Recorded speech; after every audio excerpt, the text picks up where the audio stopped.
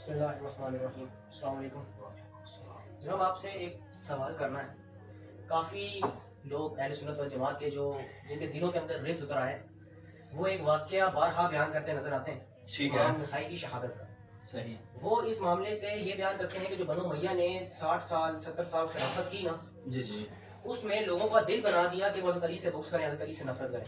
تو لوگ حضرت علی کے فضائل سنتے ہی نہیں تھے، اور اگر کوئی فضائل لکھ دے تو اس کو شہید کر دیتے تھے، جیسے کہ امام نسائی کو شہید کر دیا خصائص علی لکھنے پر. امام نسائی کو کس نے شہید کیا؟ لوگوں نے کہ جب انہوں نے کہا نا کہ میں نے خصائص علی لکھی ہے، تو لوگوں نے کہا کہ آپ حضرت امیر معاویہ رضی اللہ تعالیٰ عنہ کی شان میں بھی حدیثیں لکھیں.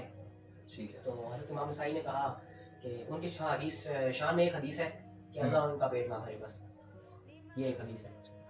تو اس بات پہ لوگوں نے غصہ کیا، ان سے ناراض ہوئے، اتنے ناراض ہوئے کہ ان کو شہید کر مار مار کے شہید کر دیا. اچھا، یہ واقعہ آپ کہنا چاہ رہے ہیں کہ یہ سناتے ہیں اپنی نجی محفلوں میں اور پرائیویٹ اور پبلک پلیسز کے اندر کہ بھائی امام نسائی علیہ رحمہ کو اس وجہ سے شہید کیا گیا کہ وہ خصائص علی بیان کرتے تھے، نہ کہ فضائل علی. اچھا، پہلے تو اس پر پکی دے دیں تو بہتر نہیں. اچھا، یہ کتاب ہے جی سب سے پہلے تاریخ دمشق. اچھا، یہ ایک آپ بھی سمجھ لیں اور جو لوگ سن رہے ہیں وہ بھی سمجھ لیں کہ تاریخ کی کتاب ہو، حدیث کی ہو، سیرہ کی کتاب ہو، جب یہ کتابیں لکھی جاتی ہیں تو یہ پراپر اسناد کے تحت لکھی جاتی ہیں. تو ان کی اسناد ہوتی ہیں، ان میں کچھ واقعات سند کے ساتھ لکھے جاتے ہیں اور کچھ واقعات سند کے بغیر لکھے جاتے ہیں. تو ان کے اندر سے پہلی بات تو ان احادیث کو، ان آثار کو نکالا جائے گا جو اسناد کے ساتھ ہوں گے، اور پھر اس کے بعد اسنادی حیثیت بھی رکھتے ہوں گے. کوئی منقطع تو نہیں ہے، معلل تو نہیں ہے، مخلوط تو نہیں ہے، اس کی وہ حدیث کی کون سی قسم پر فال کر رہا ہے، کیا یہ ہمارے لیے قابل قبول ہے بھی یا نہیں. اس کو اس طرح پرکھا جاتا ہے. خالی کتاب کا نام تاریخ ہونے سے کوئی مسئلہ نہیں ہوتا. میں آپ کو ایک واقعہ سناتا ہوں کہ ابھی کچھ دنوں پہلے میں نے ایک کلپ اپلوڈ کیا، اس کے اندر میں نے ایک دوست نے مجھے بڑا اچھا کلپ ایڈٹ کر کے بھیجا، ایک مونٹاج تھا. تو اس کے اندر میں نے وہ الفاظ استعمال کیے کہ آپ نے ذکر معاویہ تو پڑھ لیا بخاری میں سے، لیکن امام بخاری کی ہی تاریخ الکبیر پڑھنے کی آپ کو نوبت نہیں آئی. تو ایسے بے وقوف اور اجڑ لوگ ہیں کہ انہوں نے وہ تاریخ الکبیر جو کتاب ہے اس کتاب کو گوگل بھی کرنے کی ضرورت کو سمجھا نہیں کہ یار ہم گوگل کر کے دیکھ لیں آیا تاریخ الکبیر ہے کس چیز کی، اس کی نو کیا ہے، نیچر کیا ہے بک کی. تو اصل میں کتاب تھی اسماء و رجال کی، اور اس کے اندر وہ امیر معاویہ کے باب کے اندر حضرت امیر معاویہ کے فضائل درج کیے ہوئے تھے انہوں نے. تو بجائے اس کے کہ وہ یہ دیکھتے ہیں کہ یہ کس چیز کی کتاب ہے، وہ کہتے ہیں ہاں تاریخی روایات پیش کر رہے ہیں، جبکہ ان کو یہ نہیں پتا کہ تاریخی روایات اگر سندن صحیح ہوں تو قابل قبول ہوتی ہیں. یہ ایک اصولی بات ہے. تاریخ مدینہ اور دمشق امام ابن عساکر کی کتاب ہے، اور وہ اس کے اندر ایک حدیث لے کر آئے ہیں کہ امام احمد بن شعیب النسائی علیہ رحمہ سے کسی بندے نے فضائل معاویہ پر سوال کیا کہ آپ ان کے بارے میں کیا کہتے ہیں. تو آپ نے فرمایا کہ اسلام ایک شہر ہے اور صحابہ اس کا دروازہ ہے. اگر کوئی شخص اسلام کو نقصان پہنچانا چاہتا ہے تو اس دروازے کو پہلے توڑتا ہے. ٹھیک ہے، یعنی اگر کوئی شخص اس دروازے پر حملہ آور ہے، اس کا مطلب ہے وہ اسلام پر حملہ آور ہے. جو صحابہ پر حملہ آور ہے وہ اسلام پر حملہ آور ہے. اور امیر معاویہ رضی اللہ تعالی عنہ پر جو حملہ آور ہوتا ہے وہ دراصل اس دروازے پر حملہ آور ہونا چاہتا ہے، اور جو شخص اس دروازے پر حملہ آور ہونا چاہتا ہے وہ اسلام پر حملہ آور ہوتا ہے. یعنی کہ اس پوری گفتگو سے امام نسائی نے یہ ثابت کیا کہ جو شخص امیر معاویہ رضی اللہ تعالیٰ عنہ پر اپنی زبان بلند کرتا ہے وہ دراصل اسلام کا دشمن ہے. یہ تو آپ کی کہانی یہیں پر ہی ٹھپ ہو جاتی ہے، پہلی بات. دوسری بات جو آپ نے مجھے بتائی نا، یہ میں پچھلے دنوں کلپ بھی دیکھ رہا تھا، وجاہت حنفی کر کے ایک شخص ہے، وہ کلپ اپلوڈ کر رہا تھا، اس نے ایک کتاب کی بڑی تعریف کی. ویسے ایک کتاب ان کی اور ہے،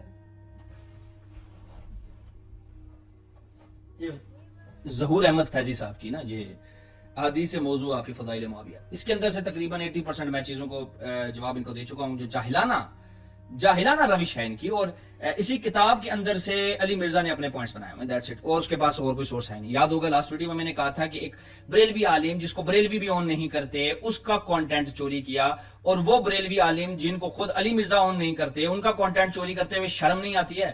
یہ وہ کتاب تھی جہاں سے جی انہوں نے کانٹینٹ چوری کیا. لاسٹ ٹائم میں نیچے بیٹھ کے ویڈیو بنا رہا تھا تو اس تک میری رسائی نہیں تھی تو میں دکھا نہیں پایا کلپ کے اندر. خیر، وہ یہ کتاب ہے خصائص علی کی شرح. وہ اس کا انہوں نے بڑا سخت قسم کا حوالہ دینے کی کوشش کی. انہوں نے کہا یار دیکھو خصائص علی جو ہے یہ زبردست شرح ہے اور اس سے بہترین شرح کوئی نہیں ہوتی. اس کے اوپر مفتی کیا نام تھا ان کا، مفتی راشد رضوی صاحب بحث کرنے گئے تھے تو وہ بری طرح سے مناظرہ ہار گئے تھے محترم جو تھے. یہ واقعہ انہوں نے 3 جگہ سے نقل کیا ہے. بیسیکلی واقعہ کچھ ایسے ہے کہ امام نسائی کے ایک شاگرد ہیں محمد بن موسیٰ المامونی، کہ میں نے قوم کو ابو عبد الرحمن امام نسائی پر اعتراض کرتے ہوئے دیکھا کہ انہوں نے حضرت علی کے خصائص پر تو کتاب لکھ دی ہے لیکن شیخین کے فضائل نہیں بیان کیے، یعنی ابو بکر عمر کے. میں نے یہ اعتراض امام نسائی کو بتایا تو انہوں نے فضائل صحابہ بھی لکھی. پھر لوگوں نے کہا کہ آپ فضائل صحابہ لکھی ہے لیکن فضائل معاویہ کیوں نہیں لکھتے؟ فرماتے ہیں میں کیا لکھتا، یہی کہ اے اللہ اس کا پیٹ نہ بھرے، اور اس پر اعتراض کرنے والا خاموش ہو گیا. یہ ایک واقعہ تھا.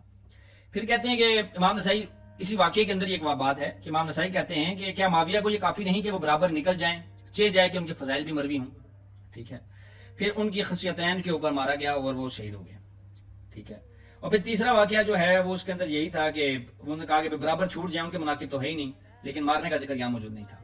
یعنی یہ 3 واقعے انہوں نے پیش کیے تاریخ ابن کثیر میں سے، سیر اعلام النبلاء میں سے، اور بستان المحدثین جو شاہ عبدالعزیز محدث دہلوی کی کتاب ہے اس میں سے انہوں نے حوالے دیے ہیں. جہاں تک بات ہے تاریخ ابن کثیر کی البدایہ والنہایہ کی، یہ کتاب ہے البدایہ والنہایہ، اس کے اندر اس پورے واقعے کو امام نسائی کے تمام حالات کو ذکر کیا گیا ہے، اور ذکر کرتے کرتے ان کی شہادت کا ذکر آیا. تو وہ کہتے ہیں کہ امام حاکم جو ہیں انہوں نے یہ روایت اس طریق کے ساتھ روایت کی ہے کہ امام حاکم نے محمد بن اسحاق الاصبہانی سے اور انہوں نے اپنے مشائخ سے بیان کیا ہے. ٹھیک ہے.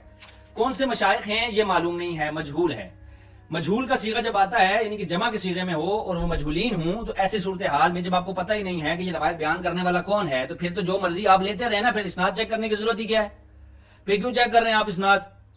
پھر جو ضعیف حدیثیں آئی ہیں یزید کے لیے بھی وہ بھی قبول کر لیں.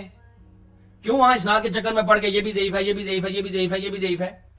یہ کیوں کر رہے ہیں آپ؟ یہ صرف اس لیے کر رہے ہیں نا کیونکہ آپ کا نقطہ ثابت ہو. اپنی بار آتی ہے تو راوی ضعیف ہو کے حدیث ضعیف ہو جاتی ہے، حدیث جو ہے وہ موضوع ہو جاتی ہے. یہ فیض اللہ کیا نام ہے اس کا، قاری ظہور احمد فیضی نے صحیح مسلم کی روایت کو موضوع قرار دیا ہوا ہے. صحیح مسلم کی روایت کو اس بیوقوف آدمی نے موضوع قرار دیا ہوا ہے. ٹھیک ہے. تو اپنی باری آتی ہے تو مسلم کی روایت بھی موضوع ہو جاتی ہے، اور جب دوسرے کی باری آتی ہے تو بھائی جن مشائخنا بھی ایک معروف قول ہو جاتا ہے، وہ اس کے اوپر بھی ہم بات کرتے ہیں. یہ اصل میں ان کے جو کل حوالے میں آپ کو بتا دیتا ہوں. ایک تو میں نے آپ کو یہ تاریخ ابن کثیر کا حوالہ سمجھا دیا کہ اس کے اندر الفاظ ہے سمعت مشائخنا بمصر، کہ مصر کے کچھ مشائخ نے ہمیں یہ خبر دی. پہلی بات تو یہ ہے کہ واقعہ ہوا کدھر ہے؟ دمشق میں. دمشق میں ایک واقعہ ہو رہا ہے اور اس کے راوی ہیں مصر کے کچھ ایسے مشائخ جن کے آپ نام بتانا بھی گوارا نہیں کر رہے. تو مجھے بتائیں یہ واقعہ میں کیسے لے کے چلوں آپ کے ساتھ. یہ واقعہ گلستان محدثین عظام، حدیث و محدثین سارے بریلوی علماء نے اپنی اپنی کتابوں کے آغاز کے اندر لکھا ہے. موجم البلدان کے اندر یہ واقعہ نقل ہے، سند نہیں ہے. یہ حوالے بھیجتے ہیں ٹپ ٹپ ٹپ ٹپ کر کے لڑکے کہتے ہیں یار یہ تو بہت زیادہ کتابوں میں ہے. تو بہت زیادہ کتابوں میں ہونا اس بات کا ثبوت نہیں ہوتا میرے بیٹے کہ وہ واقعہ ٹھیک ہے. میری بات سمجھ رہے ہیں آپ؟ ٹھیک ہے. موجم البلدان کے اندر یہ واقعہ نقل ہے، سند کوئی نہیں ہے. الحطہ کے اندر ہے تو پھر وہی بات کہ سمعت مشائخنا بمصر کے، مصر کے کچھ مشائخ نے بیان کیا ہے. تو مصر کے کون سے مشائخ ہیں جو دمشق کا واقعہ بغیر کسی سمندر کو پار کیے اور جنگل کو پار کیے بیان کر رہے ہیں؟ یہ علی مرزا وہی ہے جو کہتا ہوتا تھا کہ بھئی ابن کثیر روایت کر رہے ہیں تو بیچ میں اتنا بڑا 100 سالوں کا جنگل ہے وہ کون پورا کرے گا؟ تو یہاں پہ 6 شہروں کا جو جنگل ہے وہ کون پورا کرے گا؟ عجیب بے وقوفوں والا حساب کتاب ہے. تاریخ مدینہ دمشق کے اندر واقعہ موجود ہے، سند نقل نہیں ہے. کیا نقل نہیں ہے؟ سند نقل نہیں ہے. نیچے ابن عساکر کا قول تو پڑھتے، کیا تکلیف ہوتی ہے؟ وہ اس کے جو نقل کرتے ہیں وَهَذَا الْحِكَايَةُ لَا تُدِلُّ عَلَى سُوءِ عَقِيدَةٍ اعتقاد، کہ یہ واقعہ، یہ حقائق، یہ قصہ امام نسائی علیہ رحمہ، احمد بن شعیب النسائی علیہ رحمہ کے امیر معاویہ رضی اللہ تعالی عنہ کے بارے میں بد عقیدہ ہونے کو دلالت نہیں کرتا. بے سند ہے. وہ تو آپ پڑھیں گے نہیں، وہ تکلیف ہو جائے گی. اچھا. تحفۃ العوضی میں ہے، سند کوئی نہیں ہے. وفیات الاعیان کے اندر ہے سمعت مشائخنا بمصر، مصر کے کسی شیخ نے بتایا ہے، حوالہ کوئی نہیں ہے. تذکرۃ الحفاظ کے اندر امام ذہبی نے ڈائریکٹ نقل کر دیا اور انہوں نے محمد بن موسیٰ سے، لیکن اس کے درمیان کی سند منقطع ہے. تہذیب الکمال کے اندر یہ واقعہ امام مزی لے کر آئے، لیکن انہوں نے وہی ابن عساکر کا حوالہ نقل کیا کہ یہ امیر معاویہ کے بارے میں امام نسائی کی بدگمانی کو ثابت نہیں کرتی. پھر اس کے بعد البدایہ والنہایہ میں آپ کو بتا چکا کہ اس میں سمیت مشائخنا مصر کا ذکر ہے. باقی دارقطنی کا ذکر جو کیا جاتا ہے کہ دارقطنی بیان کرتے ہیں امام حاکم سے، تو میرے بھائی ان کے درمیان تو بہت بڑا ایک مسئلہ ہے کہ امام نسائی فوت ہوتے ہیں 303 ہجری میں اور امام دارقطنی پیدا ہوتے ہیں 305 یا 306 ہجری میں. تو ایک بندہ ان کی وفات کے 3 سال بعد پیدا ہو رہا ہے، وہ ڈائریکٹ ان سے بلا مشافہ کیسے روایت کر سکتا ہے؟ منقطع سند ہے. ٹھیک ہے. پھر اس کے بعد تقیت میں سے وہاں پہ بھی مشائخنا بمصر ہے. تو میرے بھائی جب اتنی ساری روایات موجود ہیں جہاں پہ مشائخنا بمصر مجہول راوی کا ذکر موجود ہے، ایسے میں آپ کیسے لے کر چلیں گے؟ کیا آپ کے پاس کیا کیا دلیل کیا رہ جاتی ہے پیچھے کہ آپ یہ کہتے ہو کہ یار وہ خیر ہے چلے گا تو یزید کے لیے خیر نہیں چلے گا؟ پھر لے لو، ہم تو نہیں لیتے نا، ہم تو ادھر بھی نہیں لیتے، یا تو ہم ادھر لے رہے ہیں اور ادھر نہ لے رہے ہوں تو آپ کے ہاں بھائی یہ مبین بھائی تو منافق ہیں، تو ہم وہاں بھی نہیں لیتے، تم یہاں بھی تو نہیں لے رہے۔ آپ کا میٹھا میٹھا آپ کا کوڑا کوڑا تھو تھو کیوں ہے؟ یہ جو آپ لوگوں کو ڈراتے ہیں نا، یہ جو آپ ڈرانے کی فضا قائم کرتے ہیں، ہاں جو اس بندہ انکار کرتا ہے وہ اصل میں ناسبی ہے، اگر آپ انکار کر دیں گے تو ناسبی ہو جائیں گے۔ میرے بھائیوں مجھے اتنی بات بتاؤ کہ اگر ایک چیز کی سند ہی موجود نہ ہو، کیا کہتے تھے عبداللہ ابن مبارک؟ کیا کہتے تھے کہ اگر دین میں اسناد نہ ہوں تو جس کے دل میں جو بات آئے گی وہ دین میں داخل کر لے گا، اس کو دین بنا لے گا۔ مجھے یہ بتاؤ کہ جب ایک چیز ایسی ہے جس کے اوپر بالکل کلیئر کٹ یہ بات بتا دی گئی ہے، ٹھیک ہے، کہ بھائی جان مجہول راوی ہے، مجہول راوی ہیں، راویوں کے نام ہی معلوم نہیں ہے، اب اسے سکہ روایت کر یا غیر سکہ روایت کر، جب تک آپ راویوں کے نام نہیں بتائیں گے، صحت ان کی بتائیں گے نہیں، اعتقاد ان کا بتائیں گے نہیں۔ اب بالفرض مشائخنا کو شیعہ ہو، امام احمد بن حنبل کا بھی علی بن الجعد استاد ہی تھا نا، تو کیا کہا اپنے استاد کے بارے میں انہوں نے؟ اسے روایتیں مت لکھا کرو۔ تو پھر سوچنے کی بات ہے، کرنے والے کام کیا کریں، کہنے والی باتیں کہا کریں، جو منہ میں آئے نہیں کہ جو بھائی اللہ نے منہ دے دیا تو جو منہ میں آئے گا کہو گے، ایسے ایک غیر فطری فضا قائم ہوتی ہے، ٹھیک ہے۔ اچھا اس کے علاوہ وہ جو اصول یہ لوگ لے کے چلتے ہیں کہ جب کوئی سکہ جو ہے وہ مجہول سے روایت کرتے تو اس کی ثقافت جو ہے وہ واضح ہو جاتی ہے اور آپ روایت لے سکتے ہیں۔ اچھا یہ دیکھو، یہ صحیح مسلم ہے، صحیح مسلم ہے، علی مرزا کیا کہتا ہے؟ صحیح مسلم کا مقدمہ اخیرت ہے۔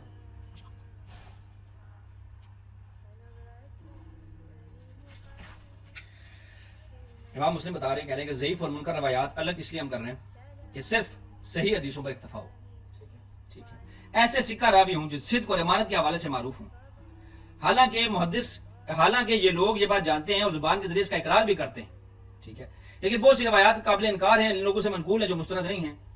تو وہ یہ ساری باتیں کرنے کے بعد لکھتے ہیں کہ ہم نے آپ کو بتایا ہے کہ لوگ مجہول اور ضعیف اسناد کے ذریعے منکر روایات نقل کر کے ان کے لوگوں میں پھیلا رہے ہیں۔ مجہول لوگوں کے ذریعے آنے والی روایت چاہے سکہ سے ہو چاہے غیر سکہ سے ہو، کیا ہے؟ ضعیف ہے۔ یہ جی امام ابن کثیر ہے، بتاتا ہوں آپ کو، امام ابن کثیر نے کتاب لکھی ہے اختصار علوم الحدیث، ٹھیک ہے۔ وہ کہتے ہیں یہ تھوڑی نہ ہوتا ہے کہ یار آپ کے دل میں جو بات آئے تو چھک جاؤ، ہیں کل کو آپ کہو کہ ایک سکہ راوی ضعیف راوی سے روایت کرے تو ٹھیک ہے۔ میں نے آپ کو ہادی و مادی والی روایت سنائی، سارے سکہ تھے نا، ایک عبدالرحمن بن ابی عمیرہ صاحب کی نظر میں صحابی نہیں ہے، ٹھیک ہے تو وہ بھی سکہ، یہ لے لو۔ سکہ کی مراسیل ایک زمانے میں حجت ہوا کرتی تھی، لوگے، ٹھیک ہے۔ اگر ہم آپ کے اصول پر بھی چلتے ہیں کہ ٹھیک ہے جی وہ سکہ نہیں ہے، سوری صحابی نہیں ہے، ہم مان لیتے ہیں کہ وہ تابعی ہے، تب بھی اگر وہ سکہ ہے تو سکہ کی مراسیل حجت ہوتی تھی ایک زمانے پر۔ کھولیں امام احمد بن حنبل کے پرانے اخبار، آپ کو سمجھ آئے، کبھی کھولی ہوں کتابیں تو پڑھا ہو تو پتا ہو۔ جب آپ نے پڑھنا ہی ایک چھوٹے دماغ کے ساتھ صحابہ کے خلاف بکواس کرنے کے لیے ہے تو پھر تو اس کا کوئی حل ہے؟ امام ابن السلال مقدمہ میں لکھتے ہیں، اس طرح عالم کا کسی حدیث کے مطابق فتویٰ دینا یا عمل اس بات کی دلیل نہیں ہوتا کہ وہ حدیث کو صحیح مانتا ہے، ٹھیک ہے۔ کل کو بندہ کہ نہیں وہ دیکھو وہ فلانے امام ترمذی نے نقل کی اپنی کتاب میں ترک رفع الدین، کیا جی عبداللہ ابن مسعود نے پہلے ہاتھ اٹھایا پھر ہاتھ نہ اٹھایا، اسے ثابت ہوا کہ وہ اس کو صحیح مانتے تھے اور وہ اس پہ عمل کرتے تھے، یہ اس بات کا ثبوت نہیں ہوتا۔ کہتے ہیں رہا ایسے مبہم راوی جس کا نام معلوم نہ ہو یا نام معلوم ہو مگر مجہول العین ہو تو ہمارے علم کے مطابق کوئی بھی اس کی روایت قبول نہیں کرتا۔ یہ کون کہتے ہیں جی؟ امام ابن کثیر علیہ رحمہ، جن کی آپ نے حوالہ دیا نا جی تاریخ ابن کثیر سے، انہی کی کتاب کا اصول بتا رہا ہوں آپ کو، خود سے گھڑ کے نہیں بتا رہا، صحیح ہے۔ پھر وہ کہتے ہیں کہ ویسے کچھ لوگ یہ بھی کہا کرتے تھے کہ دو راویوں کی روایت کی وجہ سے وہ جو روایت مجہول کی جہالت ہے وہ ختم ہو جائے گی، لیکن وہ ہو سکتا ہے کہ وہ کچھ بہتری تک چلی جائے، لیکن ان دو راویوں کی روایت کی وجہ سے وہ سکہ ہی نہیں بن جائے گا۔ اور اس کو خطیب بغدادی نے اپنی الکفایہ کے اندر بھی لکھا ہے، یعنی خالی مجہول اگر ایک شخص ہو تو اس کے اوپر بھی کفایت کیا جا سکتا ہے۔ جب سب کے سب یہی کہہ رہے ہیں کہ سمعت مشایخنا سمعت مشایخنا سمعت مشایخنا، تو ان کے بتائیں نا شیخ کون تھے۔ اب بجائے اس کے کہ یہ اصول بتانے کے کہ وہ مجہول راوی کی روایت سکہ ہوتی ہے، اب یہ بتاتے نا کہ ان کے استاد کون تھے، وہ تو اب بتائیں گے نہیں کیونکہ مجہول ہیں، اور مجہول راوی کی روایت بس لگاؤ زور جتنا کرنا ہے۔ اب آپ نے اگر قسم کھا لی کہ بھائی ہم نے بکواس ہی صحابہ کے خلاف کرنی ہے تو پھر اس کا کوئی حل نہیں جی۔ میں ایک تحدیث نامت کے طور پر بتاتا ہوں آپ کو، کتاب ہے تاریخ ابن یونس المصری، ٹھیک ہے، اس کی سند بالکل صحیح ہے، امام ذہبی نے اس کو صحیح قرار دیا ہے، سیر اعلام النبلاء کے اندر انہوں نے اس کو نقل بھی کیا ہے۔ وہ لکھتے ہیں کہ آپ 302 ہجری کو مصر سے روانہ ہوئے، 13 صفر 303 ہجری کو سوموار کے روز فوت ہو گئے، لیکن وہاں پر اس واقعے کا ذکر نہیں ہے۔ اب سوال یہ اٹھتا ہے اگر یہ اتنا مشہور واقعہ تھا اور یہ اتنا زیادہ ان کی وفات کا ذمہ دار واقعہ تھا تو پھر کیوں ان کی وفات کے واقعے کو اس نقل نہیں کیا گیا؟ ان کی مصر کی ہی تاریخ کے اندر یہ واقعہ نقل نہ ہو اور دنیا جہان کی کتابوں کے اندر یہ واقعہ نقل ہو اور سند اس کی موجود کوئی نہ ہو، یا سند ہو تو راوی مجہول ہوں، یا سند ہو تو روایت منقطع ہو، یا سند ہو تو راوی ضعیف ہوں، تو پھر ایسی صورت میں وہ قبول کی جائے گی جس کی سند صحیح ہے وہ قبول کی جائے گی۔ یہ صرف خود سے بنایا جاتا ہے، جیسے جہاں تک امیر معاویہ کے فضائل ماننے یا نہ ماننے کا مسئلہ ہے وہ ہم نے کلیئر کر دیا۔ ٹھیک ہو گیا؟ تو ہماری صرف اس پوری نشست کا جو آپ کا سوال تھا اس کا جواب یہی ہے کہ یہ کسی صحیح سند سے ثابت نہیں ہے۔ اگر صحیح سند سے ثابت ہے تو بجائے اس مجہول روایت کو صحیح کرنے کے صحیح سند لے کر آئیں، ہے نا، صحیح سند لے کر آئیں، خود سے گڑھنے کی ضرورت نہیں ہے۔ تو دعاؤں میں یاد رکھیے گا۔ اللہ آپ کا اور ہمارا حامی و ناصر ہو۔ السلام علیکم ورحمۃ اللہ وبرکاتہ۔